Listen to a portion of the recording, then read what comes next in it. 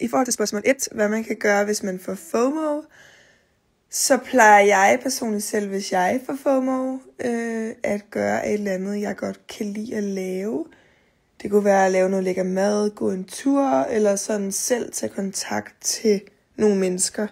For man kan ikke forvente altid at blive inviteret til ting, så jeg har bare erfaret, at så må man også prøve lidt at tage sagen i egen hånd og ligesom række ud til nogle andre mennesker. Så det er sådan, jeg prøver at undgå FOMO. I forhold til spørgsmål 2, hvad man gør, hvis man føler sig glemt og trist, det er jo en individuel, personlig sag, så det er lidt svært for mig at svare på, men jeg synes, at 2 råd er i hvert fald ret vigtige, og det kunne være 1, man kunne ringe til børnetelefonen, der kan man bare google børnetelefonen, der kan du altid ringe og få en lille snak, det kan være anonymt, så de ikke ved, hvem det er, der ringer, og ellers så snak med ens forældre, hvis man føler sig tryg ved det. Men ja, børnetelefonen er et rum, hvor man altid kan ringe lige meget hvad. Så det vil helt klart være mit råd der.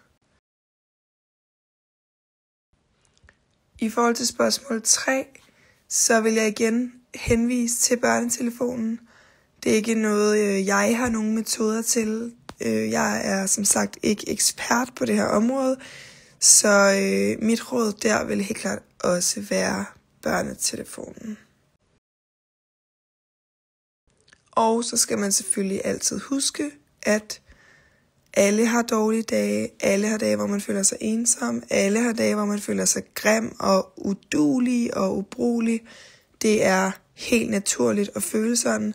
Det er super og vi har alle sammen været igennem de følelser, og er det stadig en gang imellem. Men husk, at der er altid en dag i morgen. Det er i hvert fald noget, jeg altid tænker på. Der er altid en dag i morgen. Og så selvfølgelig børnetelefonen. I forhold til spørgsmål 4, om jeg har oplevet sådan en situation, og hvordan jeg så tog hånd om situationen. Jeg har helt sikkert oplevet sådan en situation. Især i mine helt yngre dage. Jeg er 24, så det er ikke fordi jeg er 100.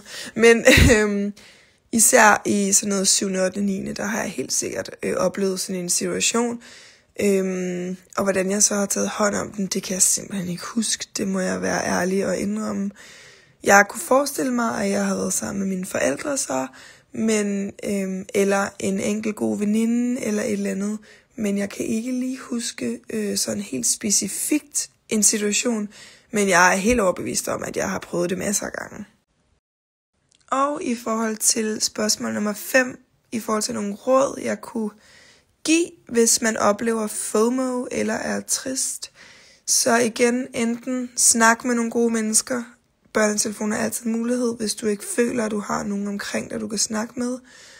Og ellers gør gode ting for dig selv, som du synes er fede at lave.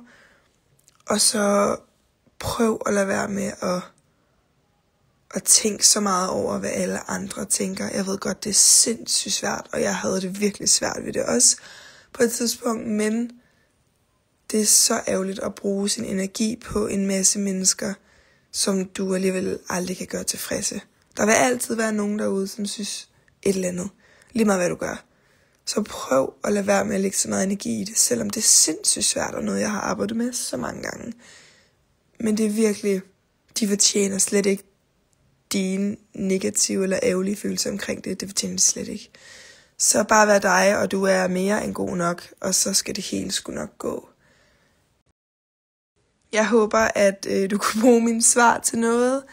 Som sagt er jeg ikke ekspert på området, så nogle af de ting, jeg svarer med, er jo min egen erfaring og mine egne tanker og følelser omkring tingene. Det betyder ikke, at det er rigtigt. Det betyder ikke, at det er sådan, du skal gøre.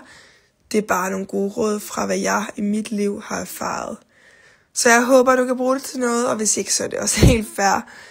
Men ellers så må du bare have en dejlig dag, og held og lykke med din opgave.